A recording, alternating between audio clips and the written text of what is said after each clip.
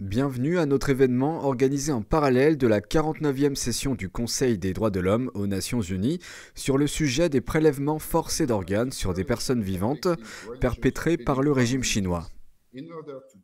CAP Liberté de Conscience est une ONG européenne laïque créée en 1995 dédiée à la protection du droit à la liberté de religion et de conviction. Notre objectif est de combattre toutes les formes de discrimination fondées sur la religion ou les convictions en alertant les instances européennes et internationales. La liberté de religion est un droit essentiel inscrit dans la Déclaration universelle des droits de l'homme. La liberté de religion va de pair avec la liberté d'expression et la liberté de réunion et elle est également inscrite dans le préambule de la Déclaration universelle des droits de l'homme, le droit à la dignité humaine. Depuis plus de 20 ans, nous dénonçons les prélèvements forcés d'organes sur les membres du Falun Gong et maintenant sur d'autres minorités religieuses et ethniques. Le 14 juin, des experts de l'ONU ont exprimé leur inquiétude concernant le prélèvement forcé d'organes en Chine. Je cite, « Les prélèvements forcés d'organes en Chine semblent viser des minorités ethniques, linguistiques ou religieuses spécifiques, détenues comme les pratiquants de Falun Gong, ouïghours, tibétains, musulmans et chrétiens, souvent sans explication des raisons de leur arrestation ou de l'émission d'un mandat d'arrêt et dans différents lieux. Nous sommes profondément préoccupés par les informations faisant état d'un traitement discriminatoire des prisonniers ou détenus en fonction de leur appartenance ethnique et de leur religion ou croyance. Nous nous joignons aux experts de l'ONU qui, dans leurs conclusions, appellent la Chine à répondre rapidement aux allégations de prélèvement d'organes et à autoriser une surveillance indépendante par les mécanismes internationaux de défense des droits de l'homme. Je voudrais maintenant vous présenter le Dr Harold King, directeur adjoint de Doctors Against Forced Organ Harvesting, qui co-animera cet événement avec moi cet après-midi. Merci Thierry. Doctors Against Forced Organ Harvesting, docteur contre les prélèvements forcés d'organes, est honoré de co-organiser cet événement en marge du Conseil des droits de l'homme des Nations Unies avec CAP Liberté de Conscience afin de porter sur la scène internationale ces crimes contre l'humanité qui se poursuivent actuellement. Le crime flagrant des prélèvements forcés d'organes sur les pratiquants de Falun Gong vivants se produit depuis plus de 2 décennies en République populaire de Chine. Des preuves irréfutables ont été rassemblées et ont conduit à un jugement unanime en 2019 par la China Tribunal présidé par Sir Geoffrey Nice. Le 14 juin 2021, les Nations Unies ont publié une déclaration co-signée par 12 rapporteurs spéciaux et experts des Nations Unies reflétant les préoccupations relatives aux prélèvements forcés d'organes. En septembre 2021, une coalition d'ONG a organisé le sommet mondial sur la prévention et la lutte contre les prélèvements forcés d'organes, après lequel une déclaration universelle sur la prévention et la lutte contre les prélèvements forcés d'organes a été lancée. De 2012 à 2018, Doctors Against Forced Organ Harvesting a mené une pétition mondiale informelle auprès du Haut-Commissaire des Nations Unies aux droits de l'homme et a recueilli plus de 3 millions de signatures. Le vaste soutien du monde entier a montré que de nombreuses personnes suivent ce sujet et cherchent des réponses. Après avoir entendu toutes ces initiatives, je pense qu'il est approprié de dire qu'il est temps pour la communauté internationale de s'attaquer à ces crimes contre l'humanité et de mettre fin aux prélèvements forcés d'organes perpétrés par l'État en Chine avant qu'il ne soit trop tard. I would like now to welcome our distinguished speakers and our audience watching the live stream broadcast via NTD TV. Je voudrais maintenant souhaiter la bienvenue à nos distingués orateurs et à notre public qui regarde la diffusion sur NTD TV France. Merci à tous de vous joindre à nous aujourd'hui. Avant de commencer, je vais présenter l'événement d'aujourd'hui. Notre panel d'intervenants est composé d'experts dans le domaine des prélèvements forcés d'organes et des droits de l'homme. Pour les intervenants qui souhaitent s'exprimer dans leur langue maternelle, nous proposerons une traduction en anglais qui défilera simultanément sur le côté pendant leur discours. Nous aimerions également rappeler à nos téléspectateurs que cet événement est suivi d'une table ronde et d'une session de questions-réponses. Après avoir écouté les experts aujourd'hui, nous discuterons demain de la manière dont nous pouvons trouver des solutions pour mettre fin à ces crimes contre l'humanité. Écoutons maintenant nos distingués orateurs. Notre premier intervenant sera le Dr Thorsten Trey, directeur exécutif de Doctors Against Forced Organ Harvesting, docteur contre le prélèvement forcé d'organes. Veuillez accueillir le Dr Thorsten Trey.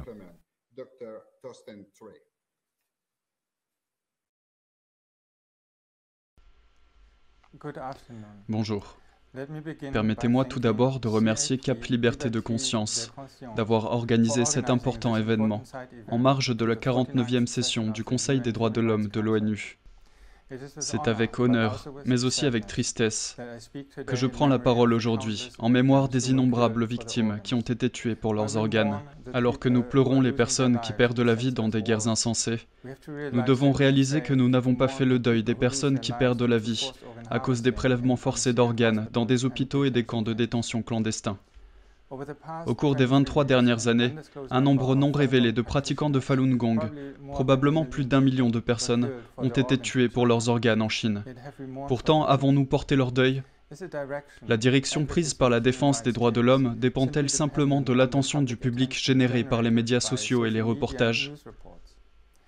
Tout le monde est aujourd'hui choqué, à juste titre, par la tragédie humaine et la perte de vies humaines en Ukraine. Mais comment réagirions-nous si nous voyions sur les médias sociaux et à la télévision des centaines de milliers de personnes prélevées pour leurs organes en Chine ? Alors, pourquoi sommes-nous réunis ici aujourd'hui ? Parce que nous croyons au potentiel de l'humanité et aux droits fondamentaux des êtres humains. La défense des droits de l'homme consiste à s'engager pour ceux qui ne sont pas en mesure de défendre leurs propres intérêts et leurs propres droits. La défense des droits de l'homme donne une voix à ceux dont les droits donnés par Dieu ont été volés. Dans le domaine des violations des droits de l'homme, les caméras, les reportages des médias et les organisations de défense des droits de l'homme jouent un rôle important. Ils peuvent détourner l'attention, et en gardant le silence et en omettant de signaler les crimes, ils peuvent masquer une tragédie humaine, voire la faire disparaître. À l'inverse, ils peuvent amener ces crimes sur la scène médiatique principale. Ainsi, nous devons nous rappeler que les droits donnés par Dieu qui accompagnent notre existence humaine ne doivent pas être occultés par la désinformation, les dissimulations ou le silence. Examinons maintenant de plus près la pratique du prélèvement forcé d'organes. En 2006, des témoins indépendants se sont présentés publiquement et ont rapporté que des organes avaient été prélevés sur des pratiquants de Falun Gong vivants. Comment en est-on arrivé là ? En 1999, le président du Parti communiste chinois Jiang Zemin a lancé une persécution brutale contre les pratiquants de Falun Gong, pour la seule raison qu'ils sont de bonnes personnes, généreuses et honnêtes. Ils vivent selon le principe de vérité, compassion, tolérance et pratiquent des exercices pacifiques de type Qigong dans leur vie quotidienne pour leur enrichissement spirituel, leur amélioration personnelle et leur santé. En d'autres termes, le Falun Gong représente ce dont le monde entier a si désespérément besoin aujourd'hui. Permettez-moi de le dire autrement. En Chine, les personnes vivantes qui s'efforcent d'être gentilles et tolérantes sont tuées pour leurs organes. Si vous n'avez pas une réaction viscérale à ce stade, vous n'avez pas compris l'horreur et la terreur que vivent chaque jour les pratiquants de Falun Gong en Chine. Des prisonniers de conscience vivants attendent avec effroi le jour où leurs organes et leurs groupes sanguins correspondront aux besoins d'un patient qui cherche et paie pour une greffe d'organes. La Chine a réussi à tromper la communauté internationale en faisant croire au monde qu'elle dispose d'un système de transplantation éthique. Elle est devenue le plus grand marché de transplantation sans disposer d'un programme transparent de don d'organes et sans respecter les critères des principes directeurs sur le don et la transplantation d'organes établis pour l'Organisation mondiale de la santé. Les enquêteurs ont montré que le marché chinois de la transplantation est fortement fondé sur le paiement des organes et qu'il manque de transparence et de traçabilité. Au cours des 16 dernières années, divers groupes d'enquêteurs et de chercheurs ont rassemblé des preuves accablantes concernant le système de transplantation chinois et le prélèvement forcé d'organes. La conclusion sur le prélèvement forcé d'organes en Chine est principalement basée sur 3 domaines principaux. Des nombres de transplantations invraisemblables et excessifs, combinés à une vaste expansion de l'infrastructure de transplantation. Des chiffres de dons d'organes invraisemblables et fabriqués. Une pléthore de rapports de témoins oculaires, tant de pratiquants de Falun Gong que de non-pratiquants de Falun Gong. Combinés, ces trois éléments montrent, au-delà de tout doute raisonnable, que la principale source d'organes pour le marché de transplantation en Chine sont les pratiquants de Falun Gong. Cela a été largement examiné, étudié et conclu en 2019 par le China Tribunal, présidé par Sir Jeffrey Nice. Permettez-moi de placer ces conclusions dans une perspective différente. Le gouvernement chinois a délégué clandestinement les exécutions de pratiquants de Falun Gong des palais de justice aux hôpitaux, a réussi à établir une machine d'exécution autonome qui s'entretient grâce à un marché de transplantation rentable. Le meurtre des prisonniers de conscience est maintenant couvert comme une pratique médicale de charité.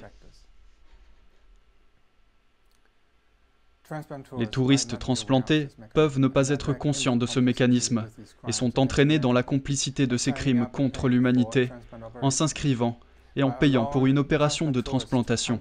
En autorisant les touristes transplantés à venir en Chine, un nouveau niveau de malveillance sans précédent a été atteint, car les auteurs de ce génocide froid ont canalisé des personnes du monde entier pour qu'elles participent à l'éradication des pratiquants de Falun Gong. Chaque fois qu'un touriste demande une greffe d'organes, le processus de meurtre d'un pratiquant de Falun Gong pour ses organes est mis en marche. Je demande à tout le monde, les pratiquants de Falun Gong ne méritent-ils pas le même niveau d'attention et de soutien que les autres victimes de violations des droits de l'homme? Nous avons établi que la présence ou l'absence de caméras et de médias d'information a une influence significative sur la réponse aux violations des droits de l'homme. Un autre aspect de notre inaction pourrait être que nous n'en savons pas assez ou que nous comprenons mal les victimes. Permettez-moi de conclure mon exposé en décrivant à nouveau brièvement ce à quoi les pratiquants de Falun Gong aspirent et ce qu'ils défendent. Les pratiquants de Falun Gong veulent simplement s'améliorer dans leur vie spirituelle. Ils demandent simplement la liberté et le droit de pratiquer leurs pratiques spirituelles. Ce sont des membres de nos sociétés au grand cœur et pleins de compassion. Ils sont le socle de la bonté dans le monde actuel, fait de disputes, de guerres et de mensonges. L'humanité existe avec une mission et a un sens. Dans votre cœur, vous savez quelle est votre mission. En prenant la défense du Falun Gong, non seulement vous aidez la bonté à gagner dans le monde d'aujourd'hui, mais vous vous reconnectez aussi à votre mission originelle dans la vie.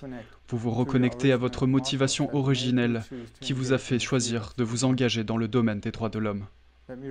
Permettez-moi de faire à nouveau référence à l'appareil photo. Un appareil photo est un dispositif doté d'une ouverture qui permet à la lumière de pénétrer dans une chambre noire. Au sens propre comme au sens figuré, nous avons besoin de cette lumière pour pénétrer dans les chambres noires où les organes sont prélevés de force sur les pratiquants de Falun Gong et autres prisonniers de conscience en Chine. Nous avons besoin d'inspecteurs indépendants des Nations Unies qui, comme la lumière de la caméra, pénètrent dans les chambres noires où les prélèvements forcés d'organes ont lieu. Je ne suis pas ici pour donner des instructions aux autres sur ce qu'ils doivent faire. Je suis simplement ici pour dire que chacun doit faire un choix, qu'il le veuille ou non. Certains peuvent souhaiter éviter de s'impliquer, mais cela ne fonctionne pas si l'on choisit de ne pas ramer. La rivière emportera le bateau en aval. Le silence n'est pas neutre. Le silence permet au prélèvement forcé d'organes de se poursuivre. Le silence est une occasion manquée. Le silence signifie que l'on a décidé de ne pas choisir activement le bien.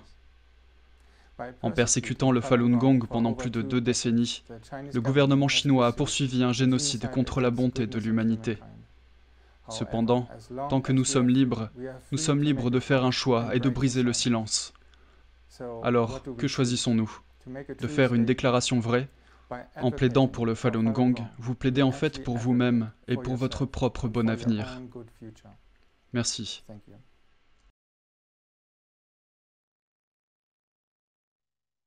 Merci, Dr. Trey, de nous rappeler que nous ne devons pas suivre la voie facile et complaisante lorsque nous parlons des violations des droits de l'homme, mais que nous devons choisir une approche fondée sur des principes lorsque nous défendons les droits fondamentaux de chaque être humain. Maintenant, je voudrais vous présenter le Dr. Declan Lyons, professeur associé de psychiatrie à l'Université médicale Trinity College de Dublin, en Irlande. Il nous livre son analyse professionnelle de la persécution du Falun Gong et des prélèvements forcés d'organes en Chine du point de vue des victimes. Mesdames et messieurs, veuillez accueillir le Dr. Declan Lyons.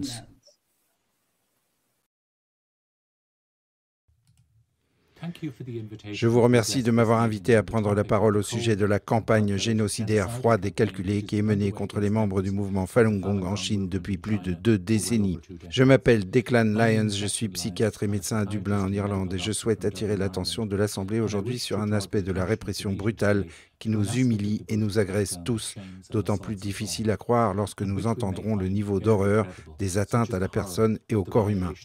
J'ai dénoncé la persécution du Falun Gong peu après le début des attaques du PCC contre ses propres citoyens sans défense en 1999. J'ai d'abord été consterné d'apprendre que les pratiquants du Falun Gong étaient incarcérés dans des hôpitaux psychiatriques et forcés de subir la torture et les mutilations physiques et psychologiques dans une tentative de les forcer à renoncer à leurs croyances dans les principes fondamentaux de la vérité, compassion et tolérance. Je n'étais pas le seul à condamner cette croisade brutale contre des pacifistes spirituels sans défense.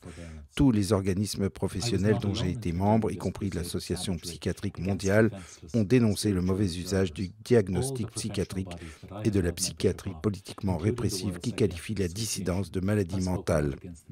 Et cela est déjà arrivé dans le passé. L'Union soviétique avait l'habitude de diagnostiquer à tort des maladies mentales graves chez les dissidents politiques et de les soumettre à un traitement involontaire dans des asiles psychiatriques.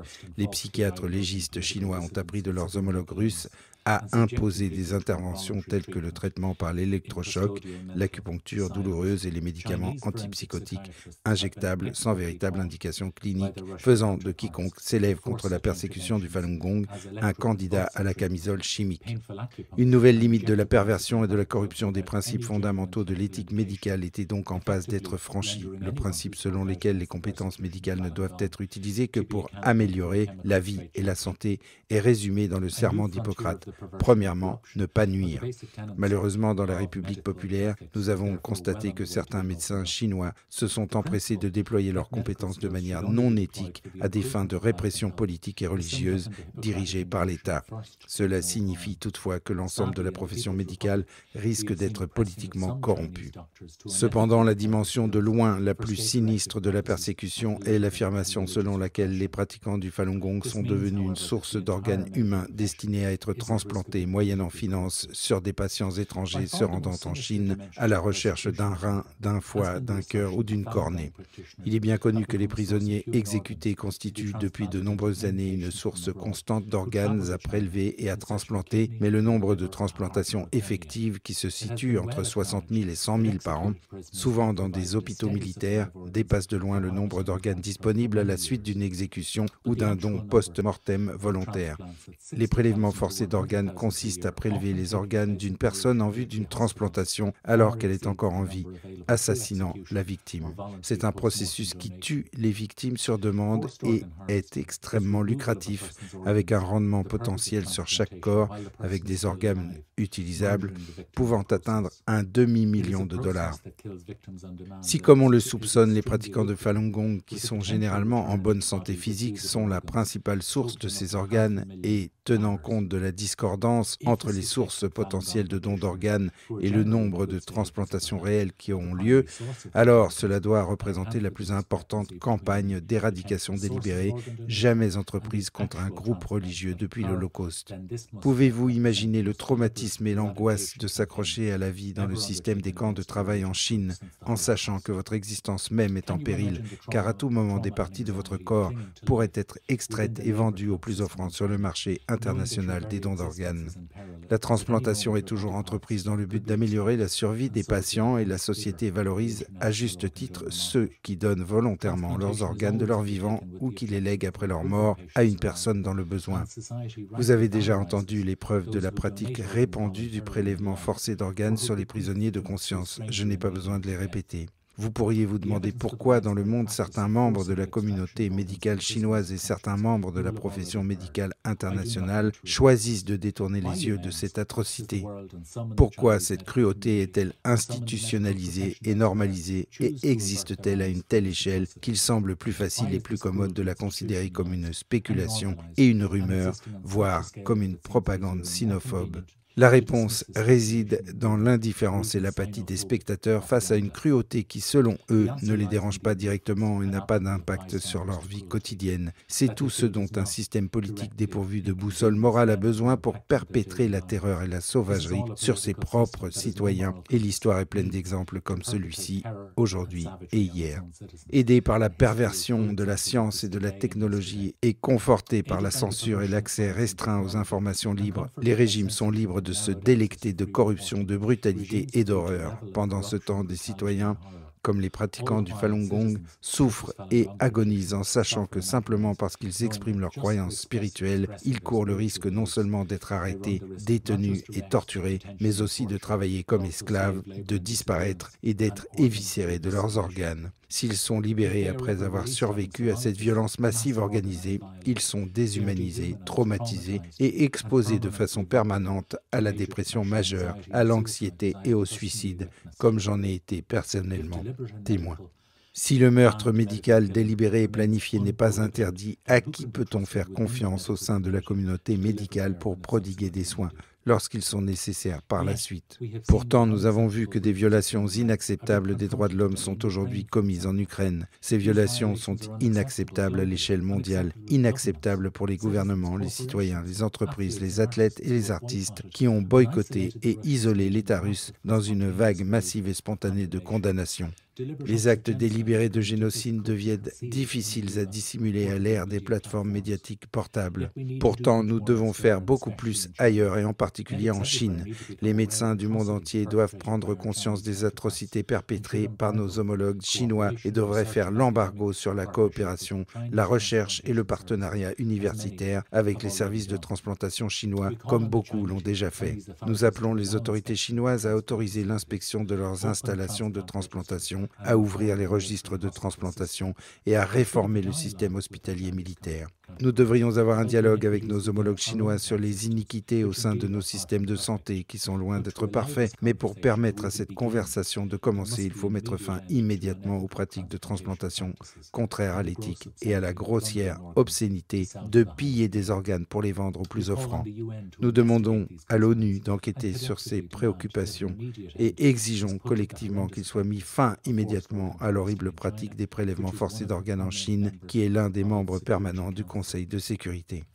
La fermeture de l'oléoduc Nord Stream 2 montre, à mon avis, que les gens sont prêts à défendre les droits de l'homme dans d'autres pays et même dans ce monde interconnectés, à en payer le prix et à ouvrir leurs maisons et leur cœur à ceux qui fuient la persécution. Tirons une nouvelle fois la sonnette d'alarme pour les droits de l'homme, car nous constatons que la révolution chinoise n'est pas terminée et qu'une autre longue marche est nécessaire pour que la Chine cesse de diaboliser, de persécuter ou de tyranniser ses propres citoyens. Ce n'est qu'alors qu'elle sera une nation de sagesse et un foyer digne pour le Falun Gong, l'un des grands mouvements spirituels du XXe siècle. Merci pour votre attention.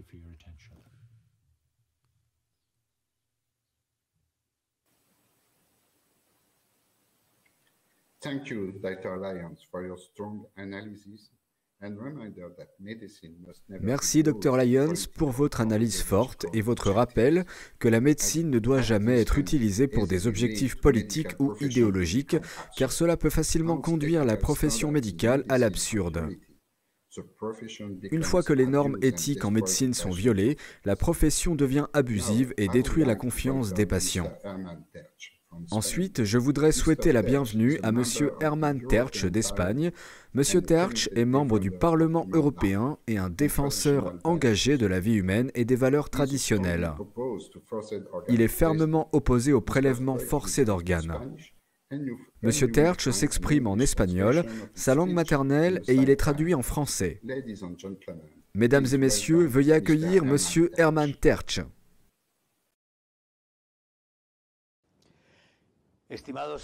Chers amis de la conférence de Davos qui participent à la session des Nations Unies sur les droits de l'homme, je suis Herman Tertsch, parlementaire européen à Bruxelles pour le parti Vox d'Espagne.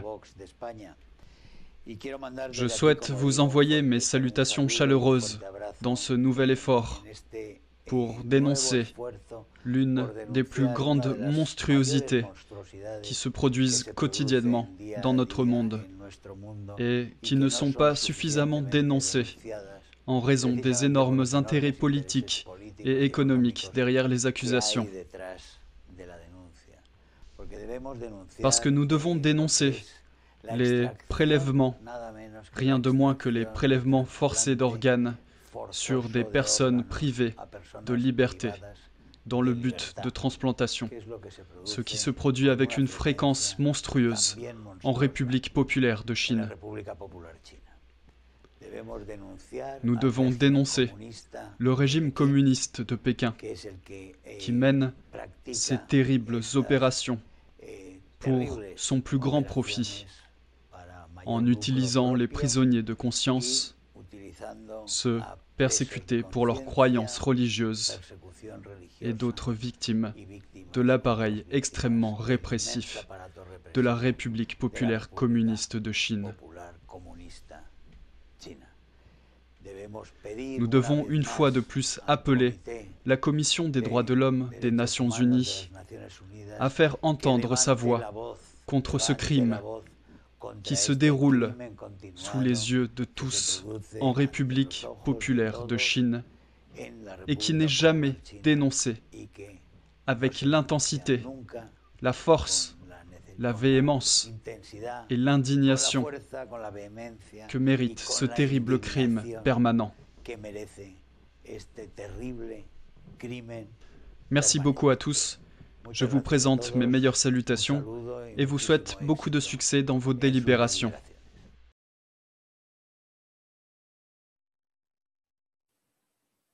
Merci Monsieur Turch pour votre soutien indéfectible et votre engagement à vous élever contre le crime des prélèvements forcés d'organes. Je voudrais maintenant vous présenter Madame Snezhana Georgieva en tant que journaliste, rédactrice et animatrice à la télévision et à la radio nationale bulgare. Elle analyse l'actualité quotidienne d'un point de vue philosophique et traditionnel. Madame Georgieva s'exprimera en bulgare et vous entendrez une traduction française de son discours. Mesdames et messieurs, veuillez accueillir Madame Snezhana Georgieva.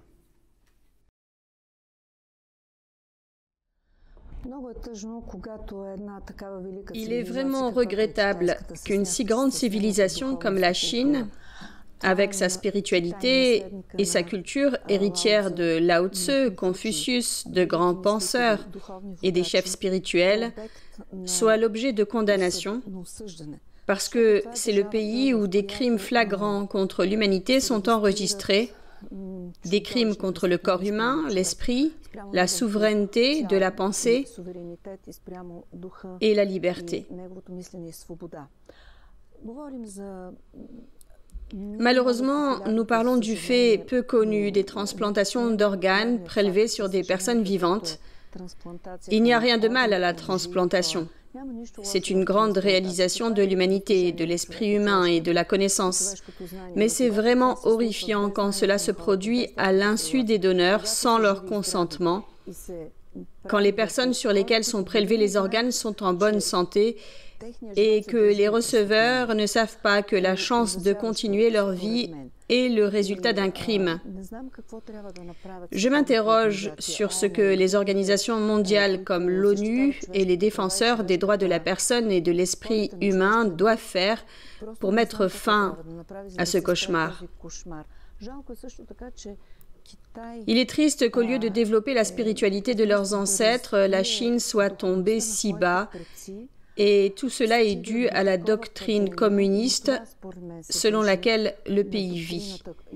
La vie humaine n'est pas valorisée par l'idéologie communiste et le monde entier le sait. Aujourd'hui, nous luttons contre cette doctrine, mais malheureusement, le virus du communisme est très fort et puissant. Il tue l'esprit humain de la même façon que le VIH tue le corps humain.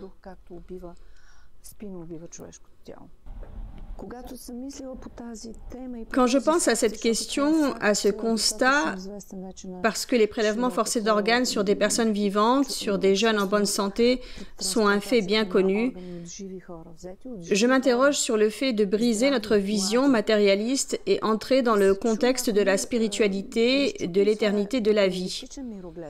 Je pense à ces gens qui ont été transplantés avec des organes volés, illégalement prélevés sur des êtres humains vivants, dont le destin a été brisé.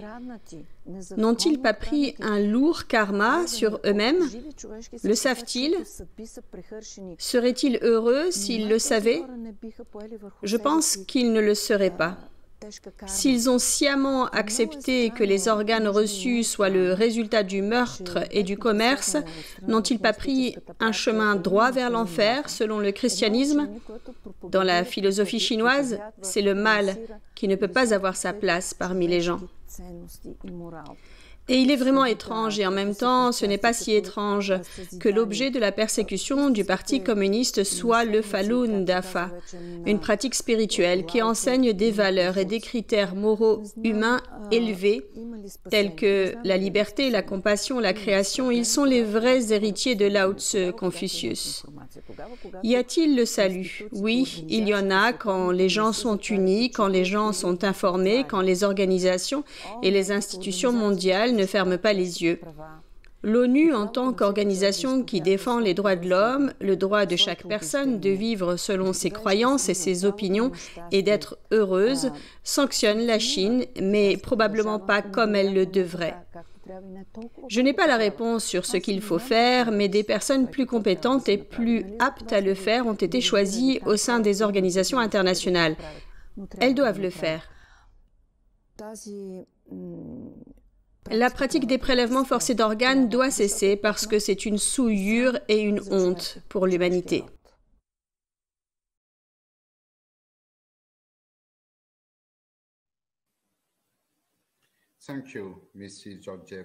Merci Madame Georgieva pour votre discours touchant. Vous nous avez rappelé la tragédie sombre du communisme et des prélèvements forcés d'organes se déroulant maintenant dans l'histoire de la Chine, qui a pourtant connu des sommets culturels avec Lao Tse et Confucius. Je voudrais maintenant vous présenter Monsieur Carlos Iglesias, un avocat de renommée internationale spécialisé dans les droits de l'homme, qui a été le premier avocat à poursuivre avec succès un dirigeant du Parti communiste chinois pour le génocide des pratiquants de Falun Gong. Monsieur Iglesias a témoigné de la persécution du Falun Gong au Conseil des droits de l'homme de l'ONU. Il s'exprimera en espagnol et vous entendrez une traduction française de son discours. Mesdames et messieurs, veuillez accueillir Monsieur Carlos Iglesias.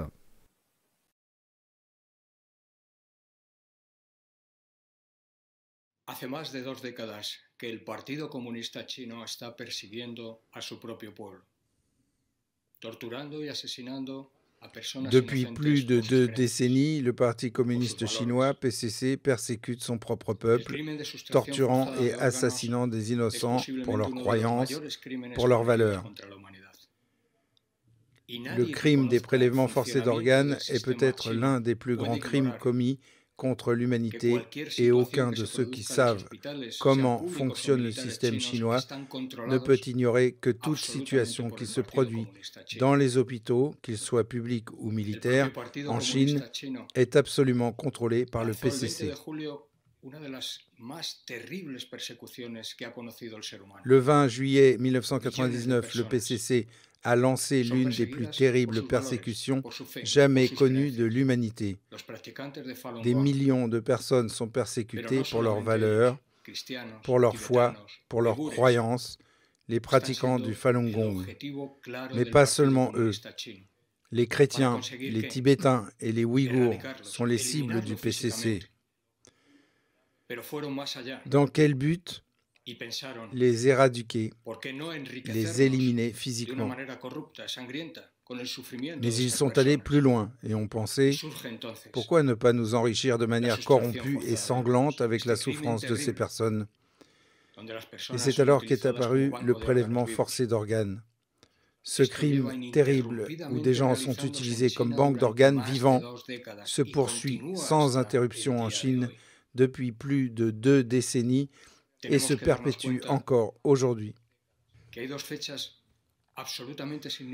Nous devons prendre conscience qu'il y a 2 dates absolument significatives dans l'histoire du Parti communiste chinois. Le 20 juillet 1949, lorsqu'il a signé la Convention pour la prévention et la répression du crime de génocide. Et le 20 juillet 1999, exactement 50 ans plus tard, jour pour jour, lorsqu'il a lancé ce qui pourrait être décrit comme le plus grand crime de l'histoire de l'humanité, non seulement en raison du nombre de millions de personnes touchées, mais aussi en raison de la cruauté utilisée. Le 20 juillet 1999, une persécution a été lancée contre le mouvement spirituel Falun Gong. Entre 70, 80 et 90 millions de Chinois, des citoyens innocents, ainsi que des chrétiens, des Tibétains et des Ouïghours musulmans, sont persécutés non seulement pour des raisons spirituelles ou religieuses, mais aussi pour des raisons sociales, ethniques et, au bout du compte, et finalement, ce qui s'apparente à un crime de génocide. 50 ans après la signature du Parti communiste chinois, le PCC lui-même est en train de perpétrer le plus grand génocide de l'histoire de l'humanité. Et je m'adresse à tous ceux qui ont une fonction, les représentants aux Nations Unies. Mais je ne m'adresse pas à leur fonction, je m'adresse directement à leur cœur, afin qu'ils puissent voir clairement ce qui est juste. Parfois, nous ne pouvons pas parler ou nous nous limitons parce que ce n'est pas politiquement correct. Mais l'être humain, vous ou moi, ne sera en fin de compte pas jugé par des critères politiques. Nous serons jugés par des critères moraux, des critères éthiques, par les valeurs éternelles telles que la vérité ou la compassion qui ont maintenu cette civilisation unie. Et alors, vous et moi serons jugés au terme de nos vies pour déterminer si nous avons bien agi.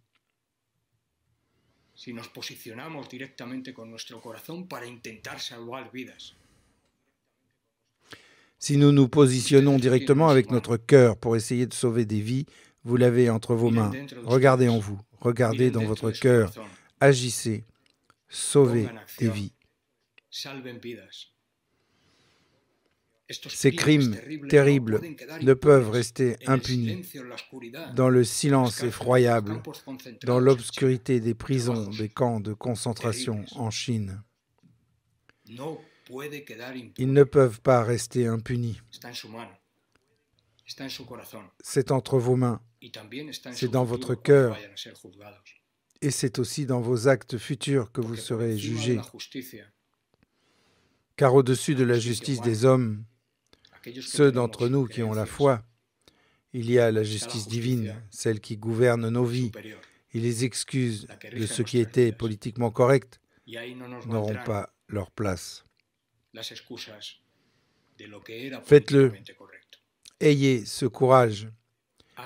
Puissiez-vous le dire le moment venu que j'ai fait ce que je devais faire pour sauver des vies et rendre le monde meilleur. Je vous remercie infiniment.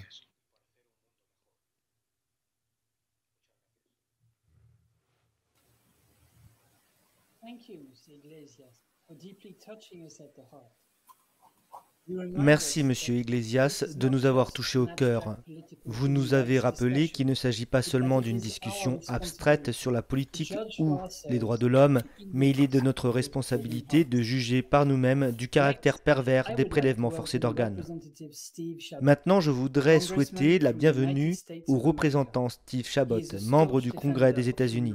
Il est un fervent défenseur des droits de l'homme et a fait avancer la législation américaine pour lutter contre les prélèvements forcés d'organes et la persécution du Falun Gong.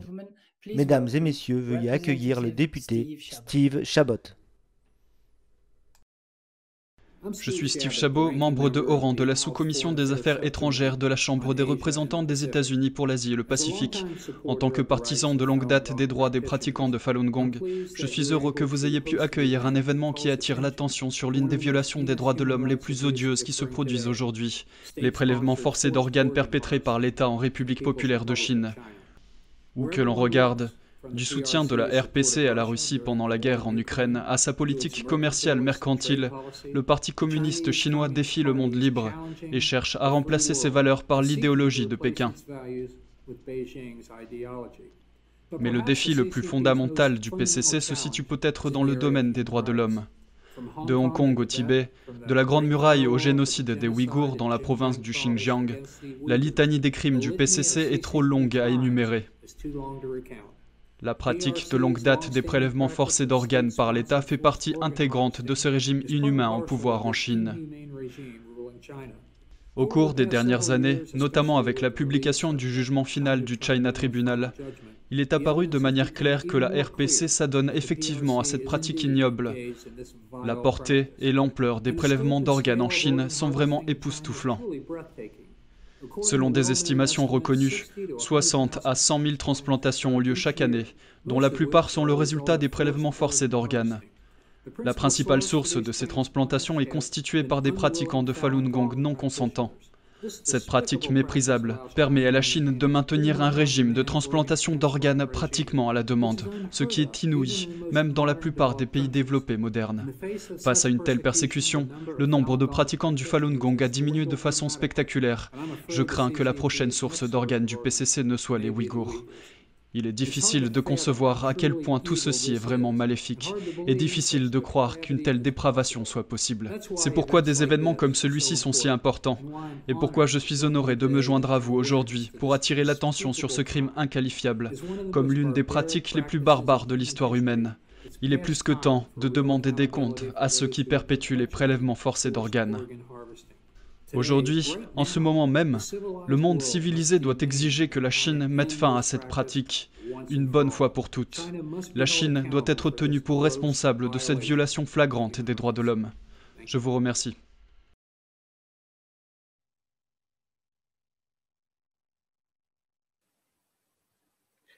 Merci Monsieur Chabot pour votre engagement indéfectible dans le domaine des droits de l'homme et votre soutien constant dans la lutte contre les prélèvements forcés d'organes.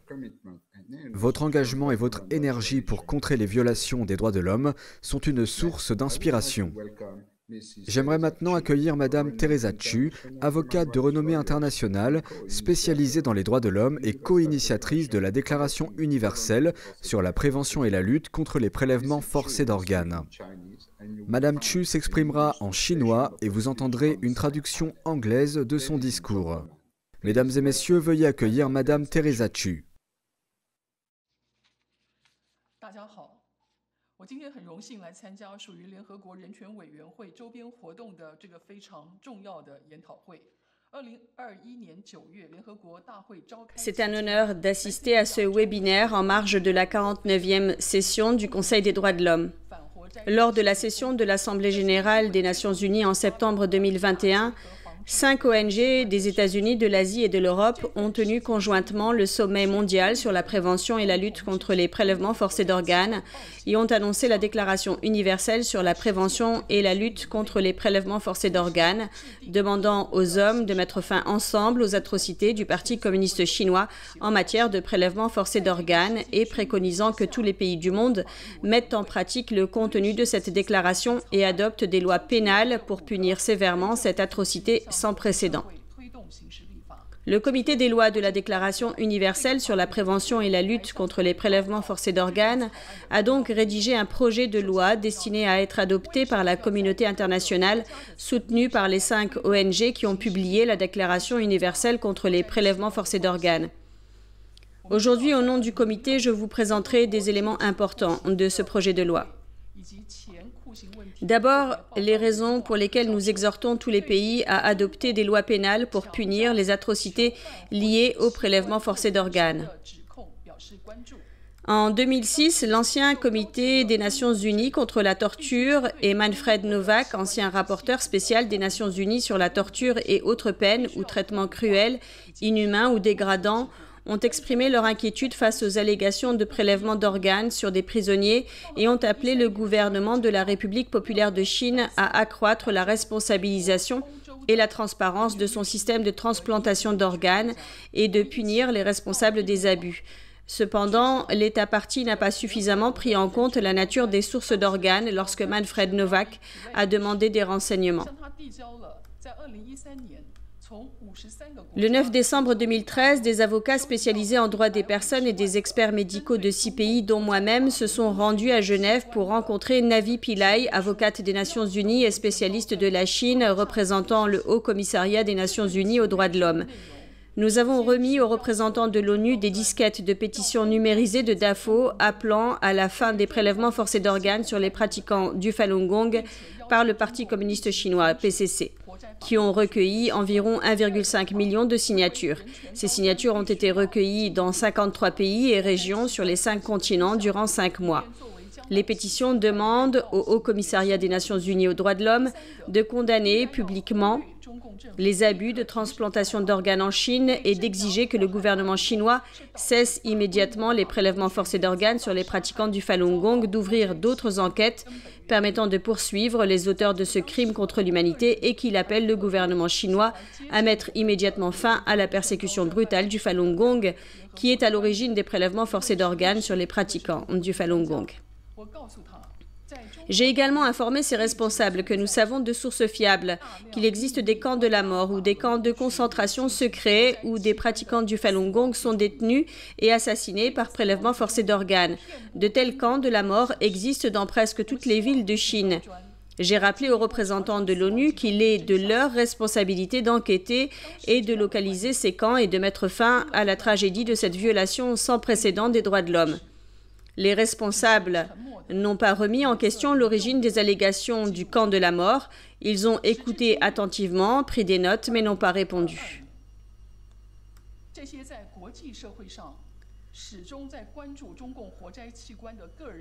Au niveau international, les ONG préoccupées par les prélèvements forcés d'organes pratiqués par le PCC ne veulent plus rester les bras croisés face à l'indifférence et l'inaction du mécanisme judiciaire international. Par conséquent, nous avons décidé de promouvoir une législation pénale dans plusieurs pays et de former un réseau international de sanctions pour mettre fin aux atrocités.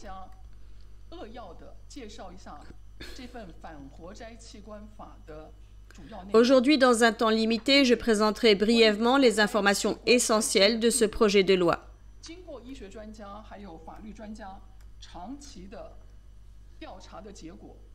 Les prélèvements forcés d'organes désignent le crime de prélever sciemment des organes ou des tissus d'une personne vivante par recours à la force ou à la coercition contre sa volonté à des fins de transplantation, d'expérimentation médicale ou d'obtention d'un avantage financier ou d'autres formes de traitement par l'utilisation ou l'exploitation des organes ou tissus prélevés, causant ainsi un préjudice grave à cette personne ou sa mort.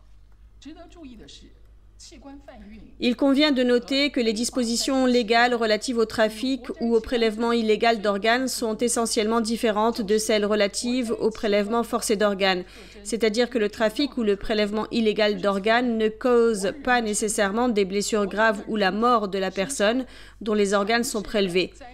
La caractéristique criminelle la plus évidente des prélèvements forcés d'organes sont les prélèvements forcés d'organes ou de tissus d'une personne vivante, lui causant des blessures graves et la mort. Qui et quel comportement constitue un crime lié au prélèvement d'organes sur des personnes vivantes?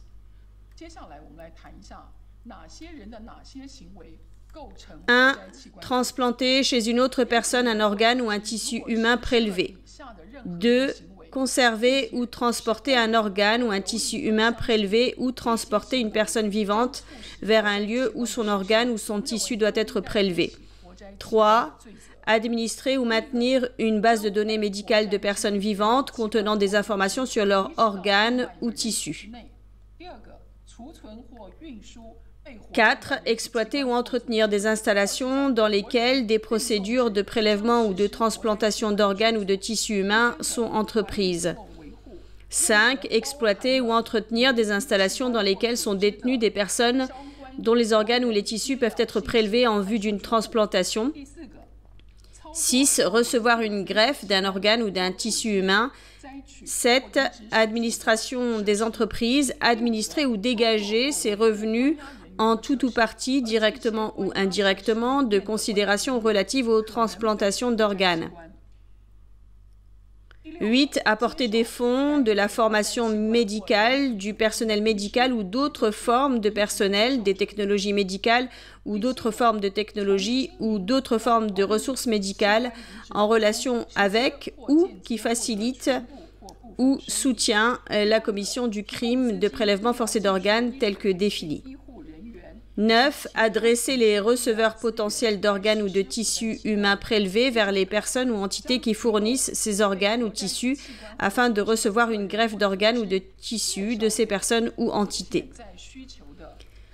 10. Commercialisation d'organes arrangée pour que des personnes ou des entités fournissent des organes ou des tissus humains aux receveurs potentiels de ces organes ou tissus humains et obtenir un profit ou tout autre avantage pour cet acte. 11. Publicité et sollicitation. Publicité ou autre communication à but lucratif ou toute autre forme d'avantage sur la possibilité de faire une greffe d'organes ou de tissus à d'autres personnes ou entités dans le but de solliciter ou d'inciter ces personnes ou entités à recevoir une greffe d'organes ou de tissus. Une personne est pénalement responsable du crime de prélèvement forcé d'organes si elle est un dirigeant, un fonctionnaire ou un supérieur responsable sur le plan constitutionnel ou un responsable qui dirige ou omet d'exercer un contrôle approprié sur des subordonnés ou d'autres personnes sous son autorité et son contrôle effectif. Et ces subordonnés ou autres personnes commettent des prélèvements forcés d'organes en raison de ces ordres ou de cette omission.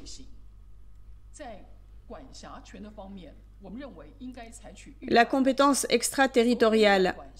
La personne qui commet à l'extérieur d'un État un acte ou une omission qui, s'il était commis dans l'État, constituerait un crime en vertu des articles 1 et 2, est considérée avoir commis cet acte ou cette omission dans le pays qui légifère et elle est poursuivie pour cet acte ou cette omission dans l'État à condition que cette personne se trouve sur le territoire de l'État ou qu'elle soit un résident permanent ou un ressortissant de cet État.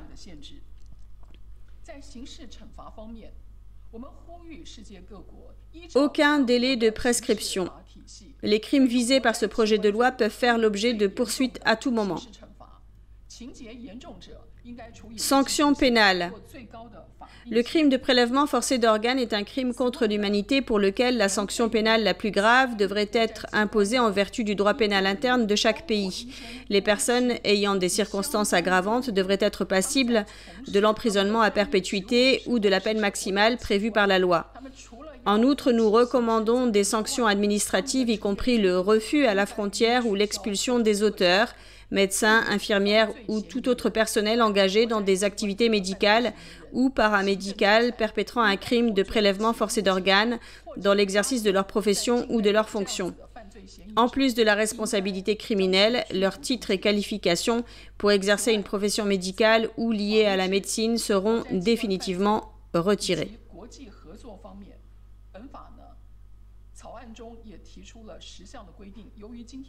Prévention et coopération internationale. Il y a 9 points dans ce projet. En raison des contraintes de temps, je ne les présenterai pas. En conclusion, en plus de constituer un meurtre de masse particulièrement brutal, les prélèvements forcés d'organes sont devenus un moyen de génocide, un acte de violence diabolique sans précédent qui ébranle les fondements moraux de toute notre humanité. Je dois souligner encore une fois, alors que la justice internationale n'a jusqu'à présent pris aucune mesure efficace pour mettre fin au prélèvement forcé d'organes par le PCC, qu'il est nécessaire que chacun d'entre nous, en toute conscience, saisisse tous les moyens démocratiques et légaux pour mettre fin aux atrocités commises par le PCC à l'échelle nationale. Nous exhortons tous les pays à jouer un rôle actif dans l'adoption du projet de loi sur le crime des prélèvements forcés d'organes proposé par notre commission juridique pour sanctionner et prévenir ces délits. C'est également un recours important pour mettre fin à la destruction de l'éthique humaine et restaurer l'état de droit par le biais de la législation nationale de leur pays. C'est impératif.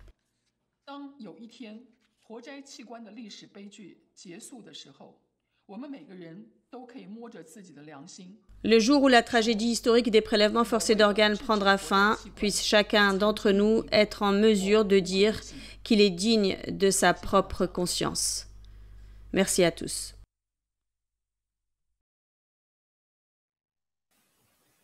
Merci, Madame Chu.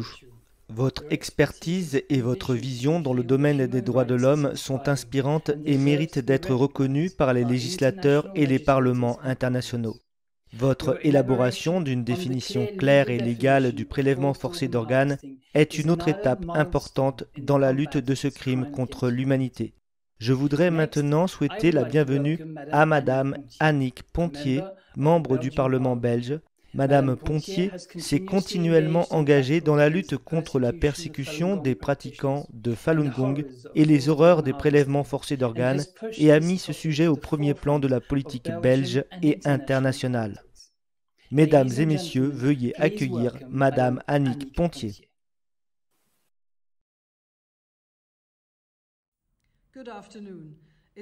Bonjour, c'est un honneur pour moi de m'adresser à vous aujourd'hui. En tant que membre du Parlement national belge et membre de la Commission des affaires étrangères, je me concentre sur les droits de l'homme en général et plus particulièrement sur la situation politique en Chine. Les prélèvements forcés d'organes sont donc un sujet sur lequel je prête beaucoup d'attention. Les prélèvements forcés d'organes devraient faire l'objet de beaucoup plus d'attention de la part des médias et des décideurs politiques, car ils constituent un crime contre l'humanité indéniable. Selon ma compréhension, les prélèvements forcés d'organes sur des personnes vivantes ont deux motivations principales. L'une est financière, l'autre est politique et idéologique. Et aussi cruel et immoral que soit le commerce d'organes, c'est la seconde motivation qui nous effraie le plus et sur laquelle je vais me concentrer aujourd'hui. Le principal responsable des prélèvements d'organes à motivation politique est sans aucun doute la Chine. Pékin persécute différents groupes pour des raisons idéologiques et politiques, parce que leur affiliation ne correspond pas à l'idéologie d'État communiste totalitaire que Xi Jinping veut imposer à tous les citoyens. Ces prélèvements d'organes font partie d'un système de persécution plus large que le gouvernement chinois utilise pour effacer les identités religieuses, culturelles et philosophiques de ces différents groupes. Certains iraient jusqu'à qualifier de génocide les programmes de persécution chinois dans lesquels ils ont recours aux prélèvements forcés d'organes. Comment cela est-il possible? Comment un pays du monde développé d'aujourd'hui, qui a accepté la Déclaration universelle des droits de l'homme et ratifié le pacte international relatif aux droits civils et politiques, peut-il agir de manière aussi cruelle? La réponse est très simple. Les décideurs chinois ont une conception des droits de l'homme différente de celle que nous avons en Occident. Plus encore, ils ne se soucient pas du tout des droits de l'homme et n'ont aucune considération pour la vie humaine si ces vies ne servent pas leur programme communiste interne et leurs ambitions de devenir une superpuissance mondiale. Ainsi, une prise de position contre la Chine devient une prise de position pour les droits de l'homme dans le monde entier. Parce que la Chine ne semble pas se limiter à ce qui se passe à l'intérieur de ses propres frontières, elle veut exercer une influence dans le monde entier et faire progresser son modèle totalitaire. Nous devons donc condamner fermement ces crimes contre l'humanité de toutes les manières possibles. Et c'est pourquoi je demande avec insistance à l'ONU de réagir contre les prélèvements forcés d'organes sur des personnes vivantes. Je vous remercie infiniment pour toutes vos actions dans ce domaine.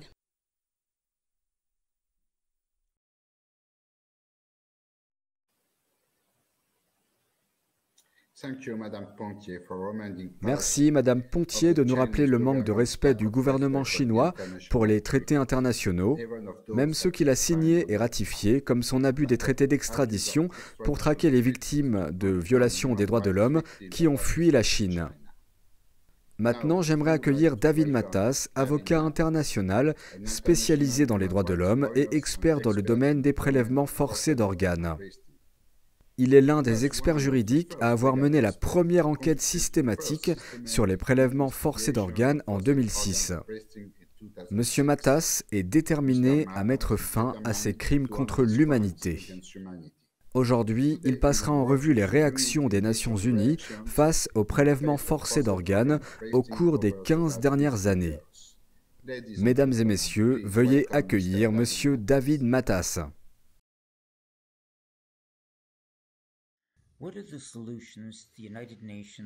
Quelles sont les solutions que les Nations Unies offrent au massacre des pratiquants de Falun Gong et d'autres prisonniers de conscience pour leurs organes?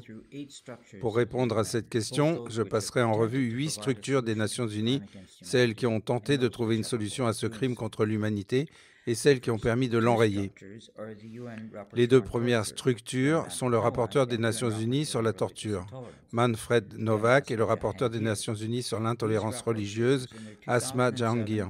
Dans leur rapport de 2007 et 2008 au Conseil des droits de l'homme des Nations Unies, ces rapporteurs ont demandé à la Chine d'expliquer l'écart entre le volume de transplantation et le volume de sources d'organes identifiées.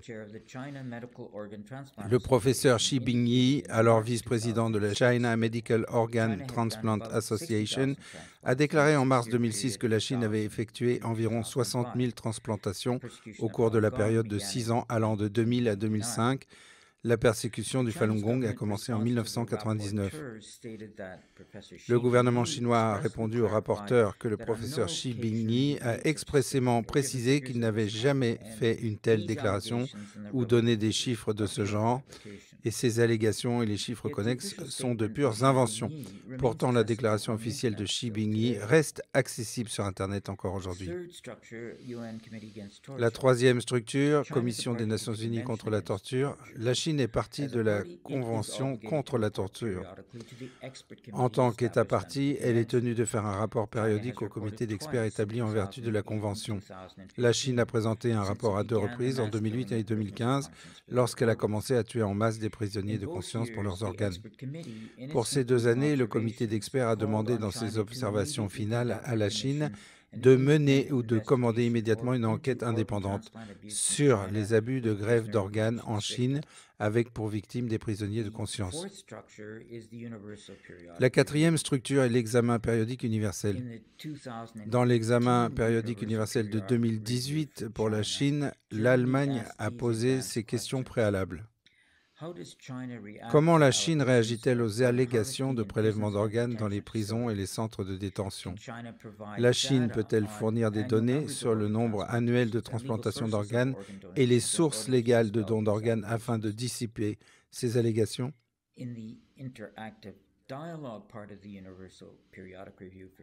Dans le cadre du dialogue interactif de l'examen périodique universel pour la Chine, l'Autriche a déclaré « En ce qui concerne le prélèvement d'organes, nous aimerions savoir comment les autorités chinoises veillent à ce que celui-ci ne soit effectué qu'avec le consentement libre, éclairé et spécifique du donneur, sans exception.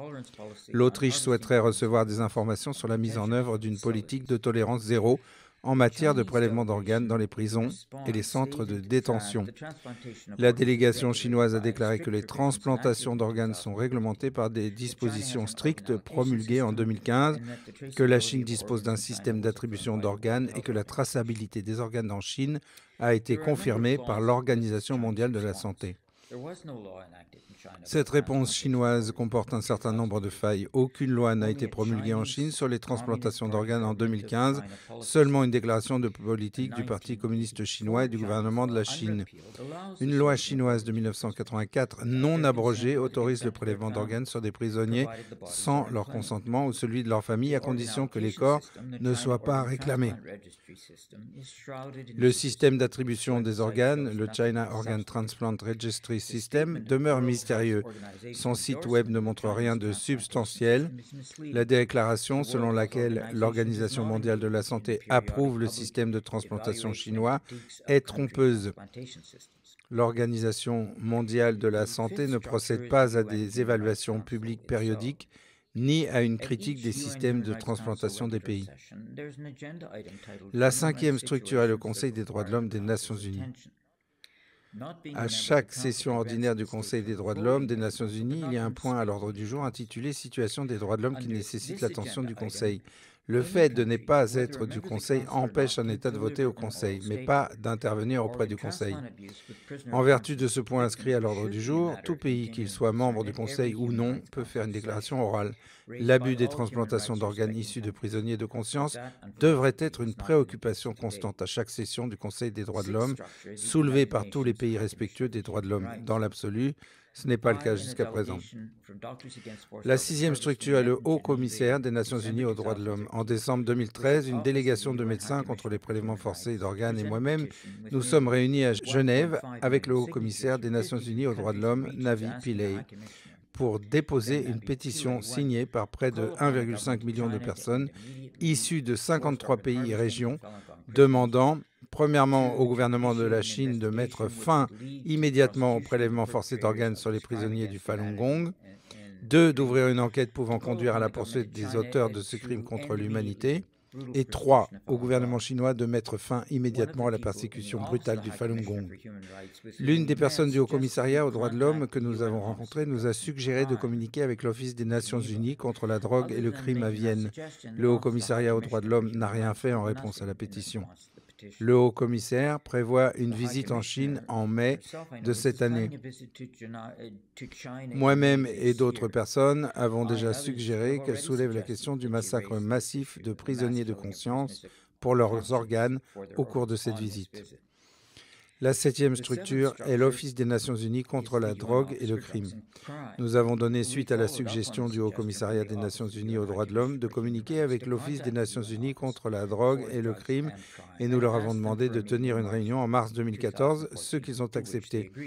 Peu avant notre venue, on nous a informé que la rencontre n'était plus possible parce qu'ils étaient occupés.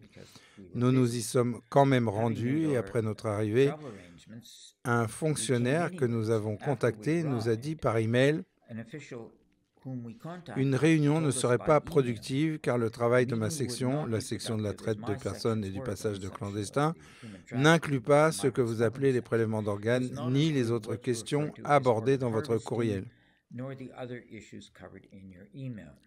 La huitième et dernière structure, ce sont les experts en droits de l'homme du Conseil des droits de l'homme des Nations Unies.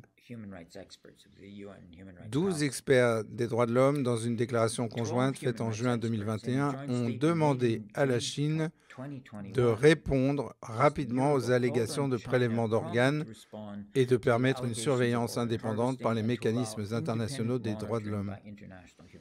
Voilà donc mon inventaire de ces structures. En conclusion, je dirais, les Nations Unies sont une occasion à saisir.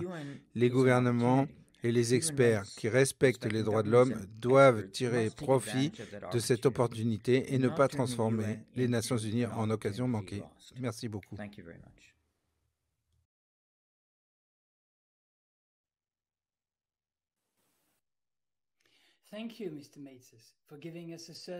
Merci, Monsieur Matas, de nous donner un aperçu des initiatives passées. Il y a eu de nombreuses occasions de répondre aux crimes des prélèvements forcés d'organes, mais toutes n'ont pas abouti à une action claire.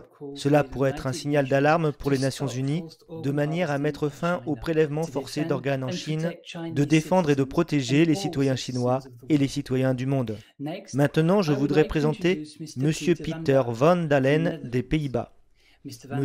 Van Dalen est membre du Parlement européen et tente de ramener la question des prélèvements forcés d'organes dans les discussions du Parlement européen. Il cherche à établir une stratégie pour mettre fin à ces crimes.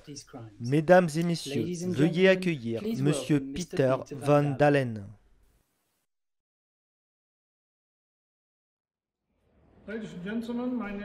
Mesdames et messieurs, je m'appelle Peter Van Dalen et je suis membre du Parlement européen. Et dans le contexte de la crise en Ukraine, nous devons garder un œil sur l'autre grande violation des droits de l'homme dans le monde, à savoir les prélèvements forcés et illégaux d'organes en Chine.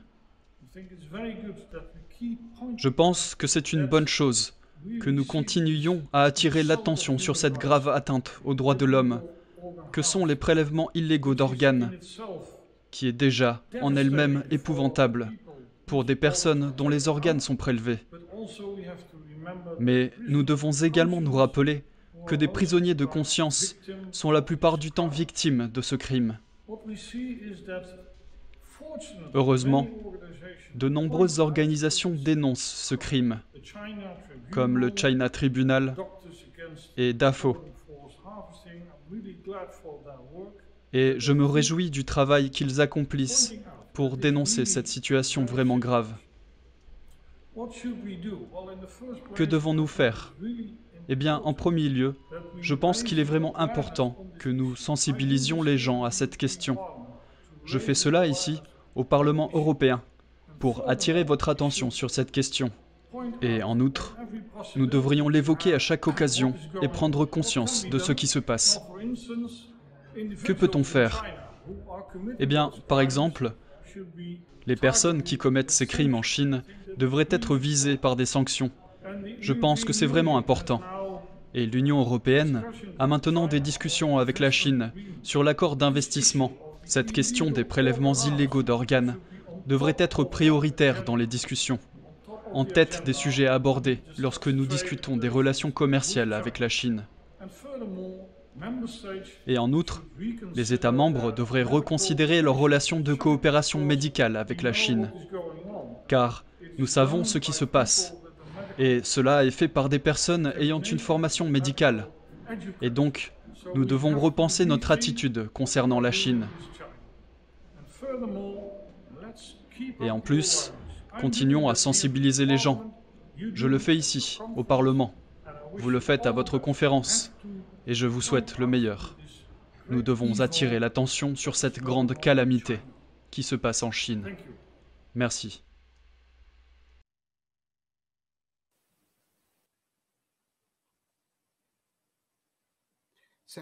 Merci, Monsieur Van Dalen, pour votre détermination à combattre les prélèvements forcés d'organes.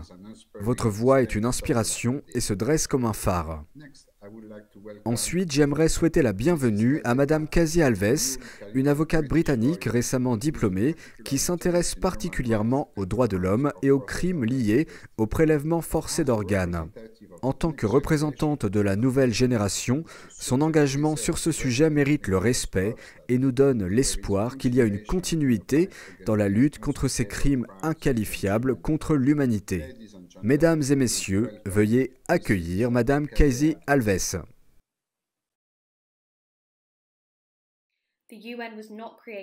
L'ONU n'a pas été créée pour emmener l'humanité au paradis, mais pour la sauver de l'enfer. Il s'agit d'une citation d'un ancien secrétaire général de l'ONU en 1954, moins de 10 ans après la création des Nations Unies. Pour lui, les rôles de l'ONU sont clairement le maintien de la paix, la protection et la prévention des atrocités créées par l'homme dans ce monde. Et si vous participez à ce webinaire aujourd'hui, j'imagine que vous ressentez la même chose. Les Nations Unies ont été créées sur la base de la paix, de la dignité et de l'égalité sur une planète saine. Mais aujourd'hui, avec des horreurs inimaginables et une crise mondiale, nous devons accepter qu'il faut faire plus. Aujourd'hui, le monde voit la douleur et la souffrance de la torture et des meurtres de centaines et de milliers de pratiquants de Falun Gong en Chine par le Parti communiste chinois dans un système de prélèvement d'organes organisé par l'État.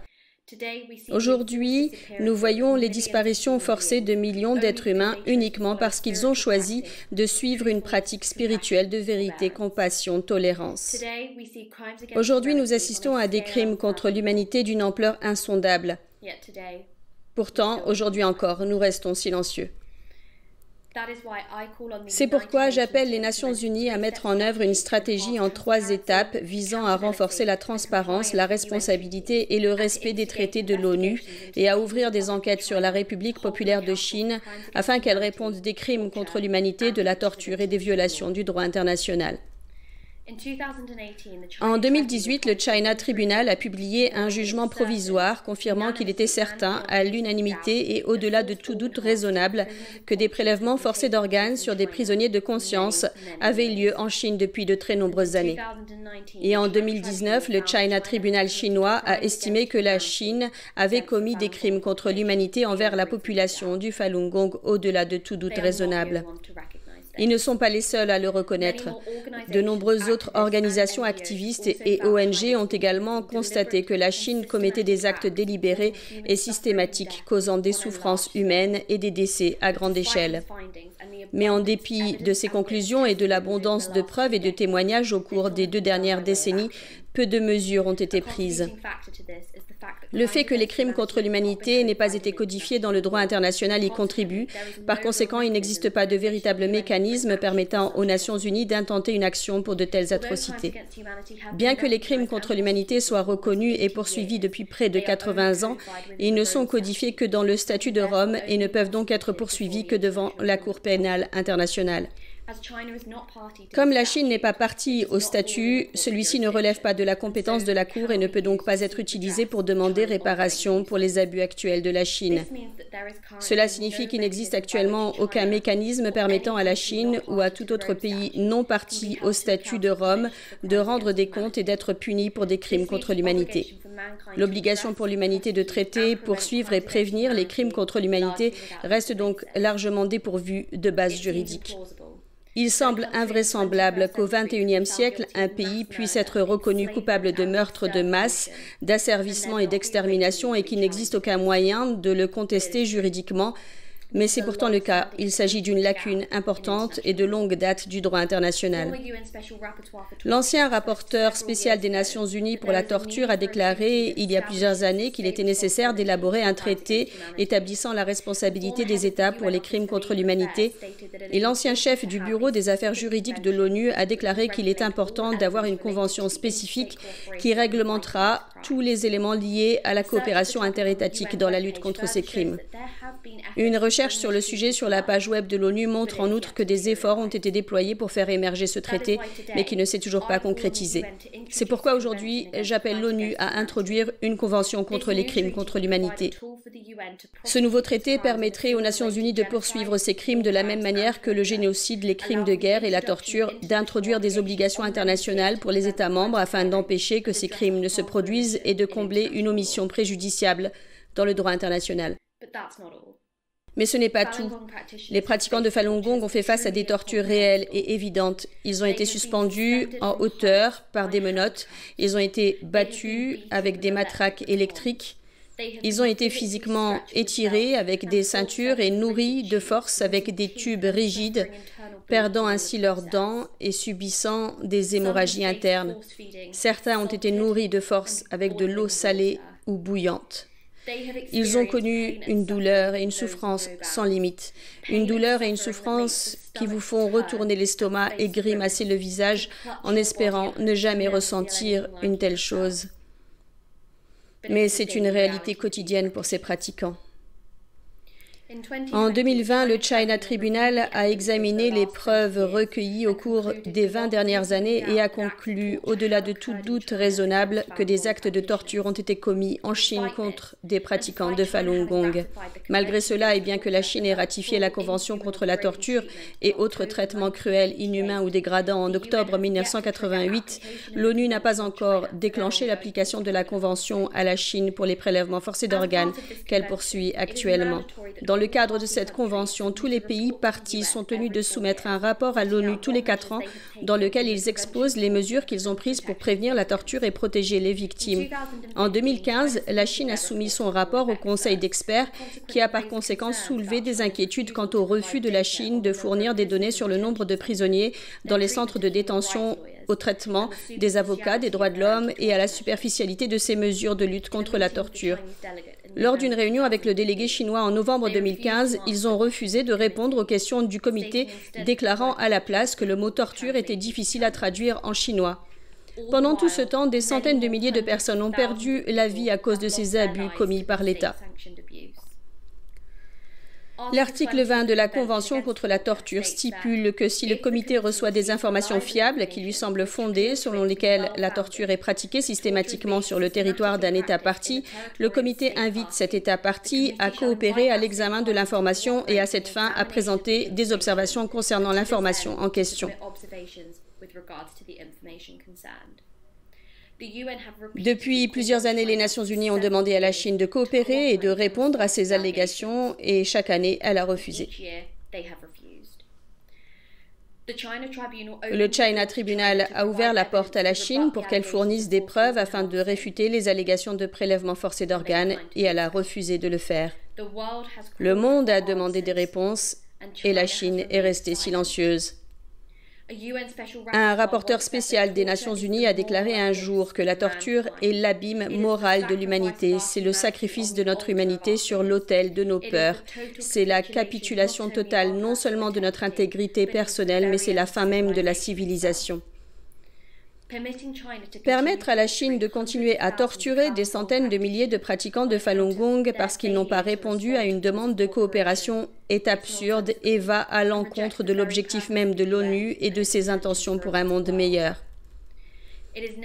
Il est maintenant temps pour l'ONU d'agir et de déclencher une application de la Convention contre la torture afin de condamner et de punir la Chine pour les tortures physiques et psychologiques qu'ils infligent chaque jour à des vigiles innocents pour avoir suivi une croyance spirituelle.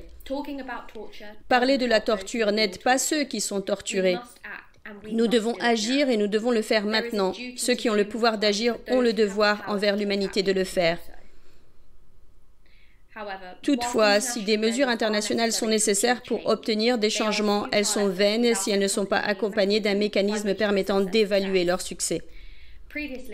Par le passé, les experts des droits de l'homme des Nations Unies ont fait part de leurs préoccupations concernant le prélèvement forcé d'organes en Chine et ont appelé la Chine à répondre rapidement aux allégations de prélèvement d'organes, citant le manque de données disponibles et de systèmes de partage d'informations comme un obstacle à des enquêtes et des poursuites efficaces. La Chine s'est toujours montrée réticente à divulguer les données relatives aux transplantations d'organes et ne fournit qu'un chiffre annuel estimé sans aucune preuve statistique sous prétexte qu'il s'agit d'un secret d'État. Souvent, les chiffres qu'ils fournissent présentent des divergences évidentes. Par exemple, entre 1977 et 2009, la Chine a déclaré avoir effectué 120 000 transplantations, mais n'a enregistré que 130 dons d'organes de personnes décédées au cours de la même période. Entre 1999 et 2004, les taux de transplantation de la Chine ont augmenté de plus de 230% sans explication plausible. Les délais d'attente pour une transplantation rénale en Chine sont tombés à 1 semaine seulement, alors qu'au Royaume-Uni, le délai moyen d'attente pour une transplantation rénale est de 3 ans. C'est pourquoi il est maintenant nécessaire que les Nations Unies introduisent une déclaration annuelle de transparence en matière de transplantation, exigeant de chaque pays qu'il produise une déclaration à l'ONU révélant le nombre de transplantations effectuées par chaque hôpital du pays chaque année et précisant quels organes ont été transplantés. En outre, les Nations Unies doivent obliger tous les États membres à indiquer combien de leurs citoyens ont voyagé à l'étranger pour recevoir une greffe d'organes, quels organes ils ont reçus et dans quel pays ils ont subi l'intervention. Le concept de traité de l'ONU exigeant la collecte de données n'est certainement pas nouveau. En fait, c'est exactement ce que fait le traité des Nations Unies sur les armes légères, afin d'améliorer la sécurité des armes à feu et de réduire la criminalité liée aux armes à feu. Le traité exige des États qu'ils collectent des données sur les personnes qui possèdent une arme à feu, sur le type d'arme à feu et sur le statut du permis. La Chine s'intéresse de près à ce traité et est actuellement l'un de ses principaux partisans et bailleurs de fonds, ayant contribué pour près de 140 000 $ rien qu'en 2022. Il existe également de nombreuses lois nationales appliquées en Europe, en Asie et en Amérique du Nord qui nécessitent la collecte de données comme catalyseur fondamental pour mesurer son efficacité. L'introduction d'une déclaration annuelle exigeant des États membres de l'ONU qu'ils divulguent le nombre de transplantations que chaque hôpital effectue par an permettra de renforcer la transparence, de garantir la responsabilité et de protéger l'intégrité de l'ONU et ses ambitions en matière de prévention des violations des droits de l'homme. Lorsqu'on lui a demandé en 2014 d'autoriser des enquêtes indépendantes sur les allégations de prélèvement forcé d'organes, le Parti communiste chinois a répondu que ce n'était pas encore le moment. Je vous implore de reconnaître que ce temps est venu. Il ne s'agit pas de discours théoriques, c'est une réalité. Cela existe et se produit en ce moment. La Chine a pu développer un commerce international illicite et lucratif de prélèvement d'organes et une grande partie du monde est restée incrédule. C'est la couverture parfaite d'un crime d'une nature si horrible que l'humanité n'arrive pas à croire qu'il est réel. Mais il l'est. Et il faut y mettre fin. Il reste encore beaucoup de questions sans réponse, mais une chose est claire, il est maintenant temps pour la communauté internationale de reconnaître ces crimes pour ce qu'ils sont, des crimes contre l'humanité, et de mettre en place des mesures pour s'assurer que les droits de l'homme sont respectés partout dans le monde. Merci à vous.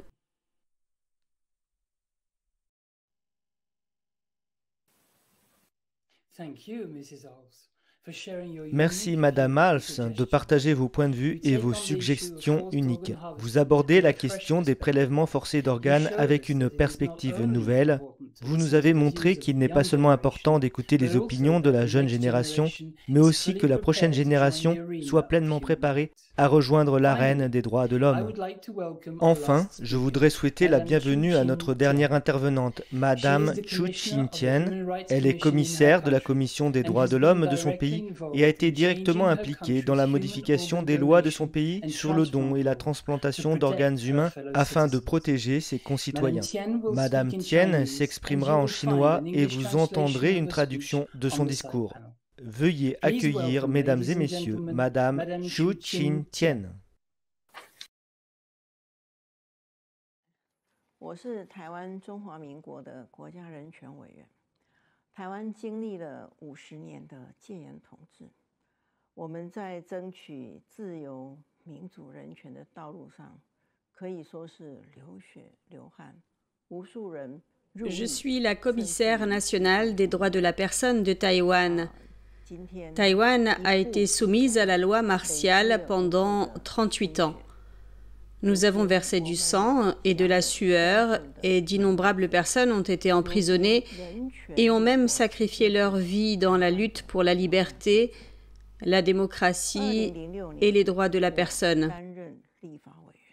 Aujourd'hui, progressivement, d'innombrables efforts se sont additionnés et nous jouissons maintenant d'une pleine liberté d'expression et une nation fondée sur les principes des droits de la personne et la politique nationale de Taïwan. En 2006, alors que j'étais législatrice, j'ai été profondément choquée et j'ai eu du mal à le croire lorsque des adeptes du Falun Gong sont venus me voir pour me présenter leur cas et m'ont parlé des prélèvements forcés d'organes. Auparavant, j'avais toujours pensé que les atrocités commises par les nazis étaient le mal le plus odieux. Je ne pouvais imaginer aucune autre atrocité plus hideuse ou brutale que cela. Il s'est avéré que les prélèvements forcés d'organes sont une violation systématique des droits de la personne perpétrée par l'État, un crime contre l'humanité déroutant et au-delà de notre imagination.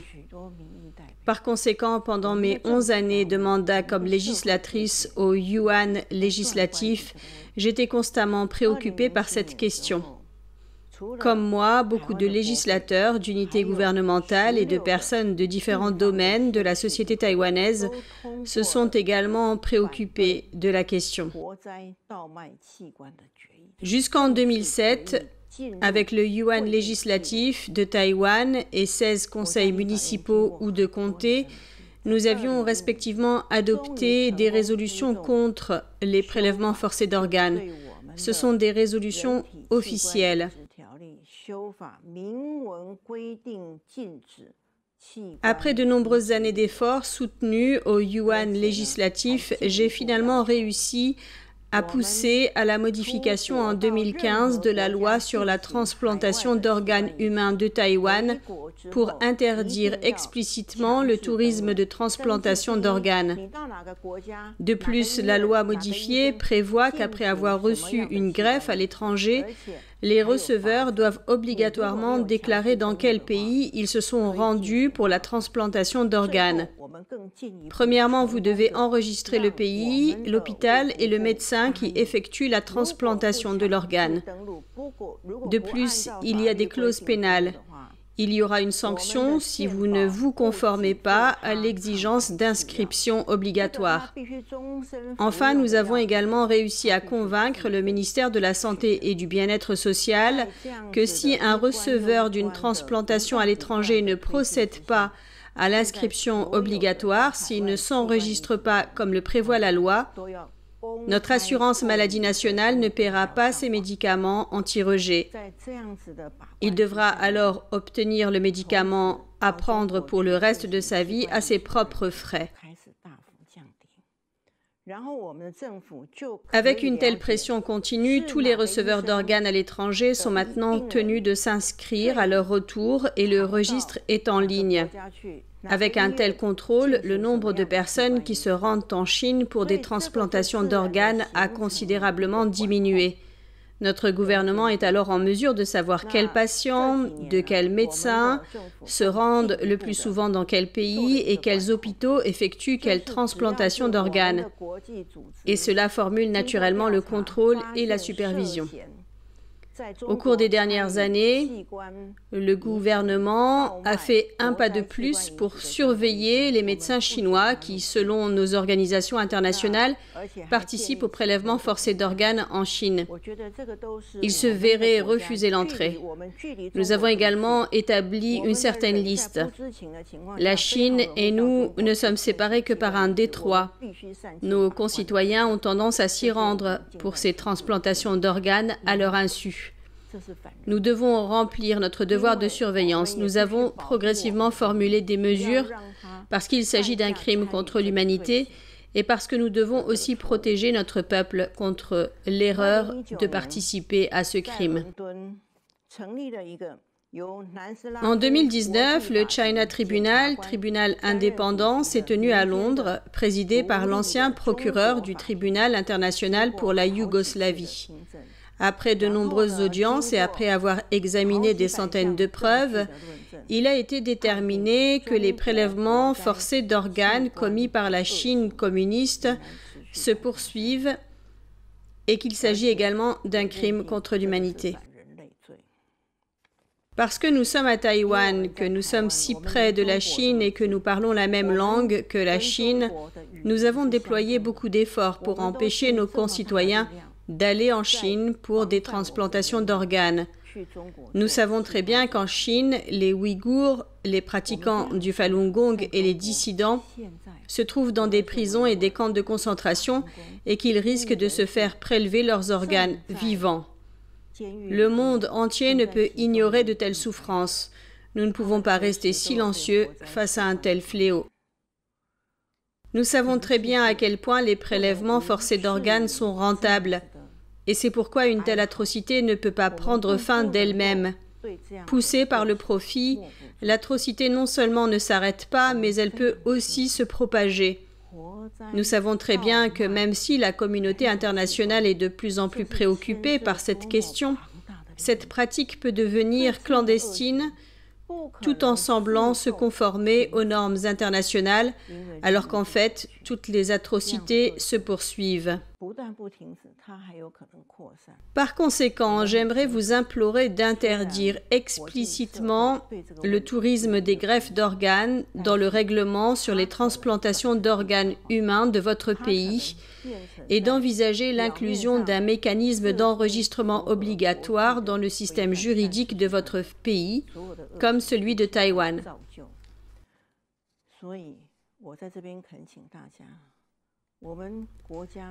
Enfin, je voudrais vous implorer encore une fois, je sais que de nombreux experts des Nations Unies en matière de droits de l'homme se sont préoccupés de cette question et ont exprimé leurs opinions. Taïwan n'est pas un État membre des Nations Unies. Nous voulons nous joindre aux Nations Unies, mais nous ne pouvons pas le faire. Nous avons beaucoup de respect pour les Nations Unies, en particulier pour la Commission des droits de l'homme.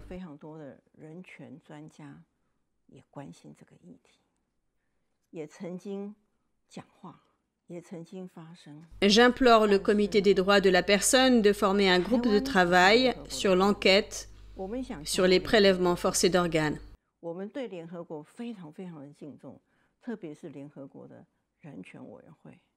Pour le moins, nous devons comprendre la situation. Nous devons enquêter sur ce qui se passe dans le monde à cet égard. Nous devons chercher la vérité. Nous devons exposer le problème et y faire face afin de le résoudre et de mettre fin à une telle atrocité contre l'humanité et les droits de la personne. Je m'en remets à vous tous.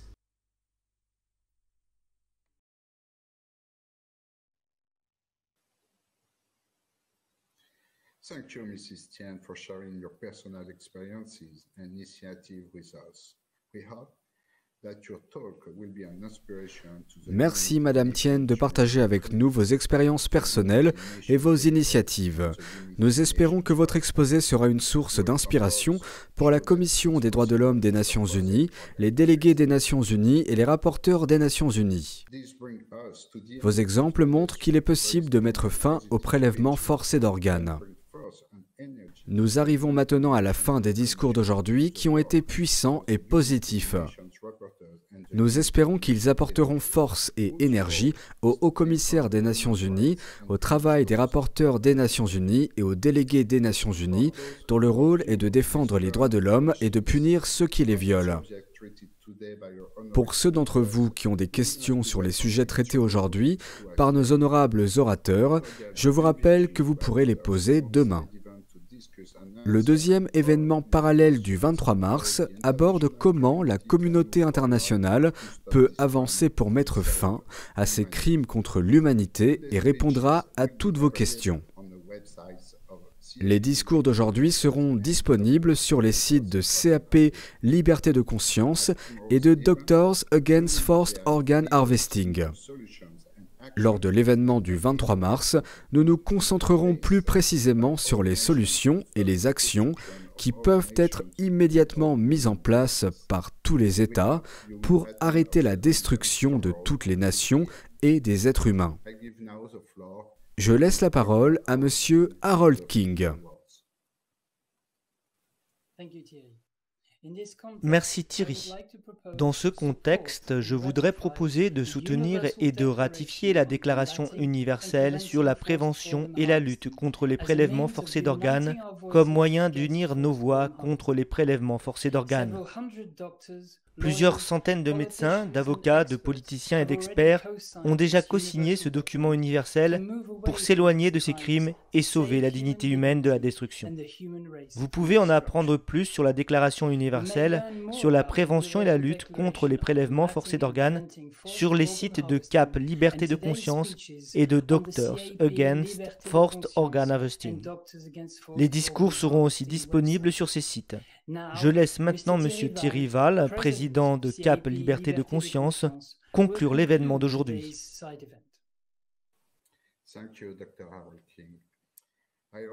Merci, Dr. Harold King. Je vous invite également à lire et à signer la Déclaration universelle sur la prévention et la lutte contre le prélèvement forcé d'organes. J'espère que nous aurons atteint notre objectif avec cette conférence afin qu'un dialogue constructif puisse s'engager. Si nous voulons sortir de cette spirale infernale, le respect de la Déclaration universelle des droits de l'homme par tous les États n'est pas une option, mais un devoir. Pour conclure, je remercie tous les intervenants pour la pertinence et la précision de leur intervention. Je remercie les équipes techniques pour la réalisation et la diffusion de cette conférence. Et enfin, je vous remercie d'avoir assisté à cette conférence. Merci.